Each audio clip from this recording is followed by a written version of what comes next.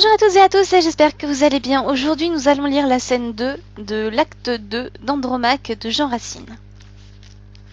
Hermione, Oreste, Cléone. Hermione. Le croirais-je, Seigneur, qu'un reste de tendresse vous fasse ici chercher une triste princesse? Ou ne dois-je imputer qu'à votre seul devoir l'heureux empressement qui vous porte à me voir? Oreste. Tel est de mon amour l'aveuglement funeste. Vous le savez, madame, et le destin d'Oreste est de venir sans cesse adorer vos attraits, et de jurer toujours qu'il n'y viendra jamais. Je sais que vos regards vont rouvrir mes blessures, que tous mes pas vers vous sont autant de parjures. Je le sais, j'en rougis, mais j'atteste les dieux, témoins de la fureur de mes derniers adieux, que j'ai couru partout où ma perte certaine dégageait mes serments et finissait ma peine. J'ai mendié la mort chez des peuples cruels, qui n'apaisaient leurs dieux que du sang des mortels. Ils m'ont fermé leur temple, et ces peuples barbares, de mon sang prodigué, sont devenus avares. Enfin je viens à vous, et je me vois réduit à chercher dans vos yeux une mort qui me fuit. Mon désespoir n'attend que leur indifférence. Ils n'ont qu'à m'interdire un reste d'espérance. Ils n'ont, pour avancer cette mort où je cours, qu'à me dire une fois ce qu'ils m'ont dit toujours. Voilà depuis 1 an le seul soin qui m'anime. Madame, c'est à vous de prendre une victime, que les Scythes auraient dérobée à vos coups, si j'en avais trouvé d'aussi cruel que vous. Hermione. Quittez, Seigneur, quittez ce funeste langage. À des soins plus pressants la Grèce vous engage. Que parlez-vous du Scythe et de mes cruautés? Songez à tous ces rois que vous représentez. Faut-il que d'un transport leur vengeance dépende? Est-ce le sang d'Oreste, enfin, qu'on vous demande? Dégagez-vous des soins dont vous êtes chargé.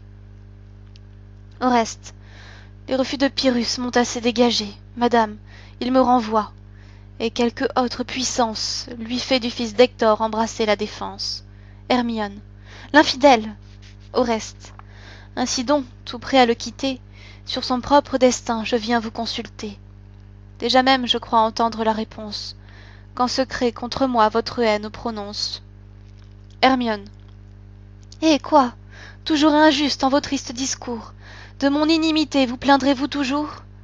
Quelle est cette rigueur tant de fois alléguée? J'ai passé dans les pires où j'étais reléguée. Mon père l'ordonnait, mais qui sait si depuis je n'ai point en secret partagé vos ennuis? Pensez-vous avoir seul éprouvé des alarmes?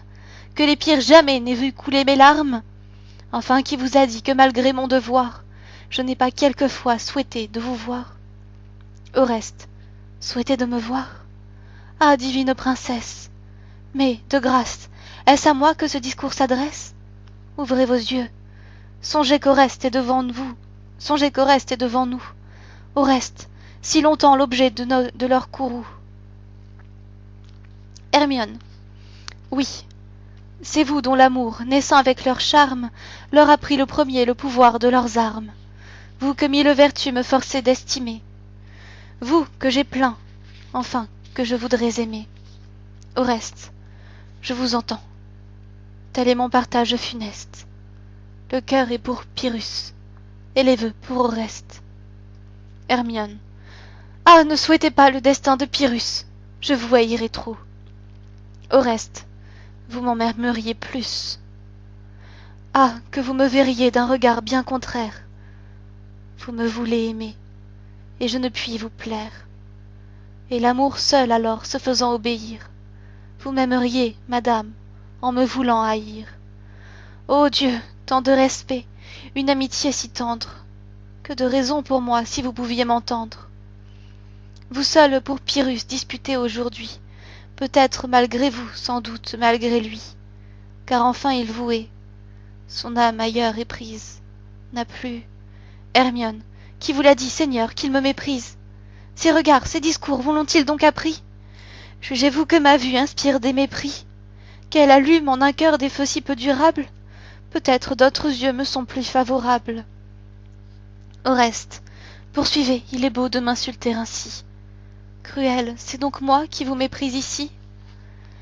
Vos yeux n'ont pas assez éprouvé ma constance? Je suis donc un témoin de leur peu de puissance. Je les ai méprisés. Ah, qu'ils voudraient bien voir, mon rival comme moi, mépriser leur pouvoir. Hermione, Que m'importe, Seigneur, sa haine ou sa tendresse. Allez contre un rebelle, armer toute la Grèce. Rapportez-lui le prix de sa rébellion. Qu'on fasse de l'Épire un second Ilion. Allez, après cela, direz-vous que je l'aime? Au reste, madame, faites plus, et venez-y vous-même. Voulez-vous demeurer pour otage en ces lieux? Venez dans tous les cœurs faire parler vos yeux. Faisons de notre haine une commune attaque. Hermione. Mais, Seigneur, cependant, s'il épouse Andromaque? Au reste, madame, Hermione, songez quelle honte pour nous, si d'une Phrygienne il devenait l'époux. Au reste, et vous le haïssez? Avouez-le, madame. L'amour n'est pas un feu qu'on renferme en une âme. Tout nous trahit, la voix, le silence, les yeux, et les feux mal couverts n'en éclatent que mieux. Hermione. Seigneur, je le vois bien que votre âme prévenue répand sur mes discours le venin qui la tue. Toujours dans mes raisons cherche quelque détour, et croit qu'en moi la haine est un effort d'amour. Il faut donc m'expliquer, vous agirez ensuite. Vous savez qu'en ces lieux mon devoir m'a conduite. Mon devoir m'y retient, et je n'en puis partir, que mon père ou Pyrrhus ne m'en fasse sortir. De la part de mon père, allez lui faire entendre que l'ennemi des Grecs ne peut être son gendre. Du Troyen ou de moi, faites-le décider, qu'il songe qui des deux il veut rendre ou garder. Enfin qu'il me renvoie ou bien qu'il vous le livre. Adieu, s'il y consent, je suis prête à vous suivre.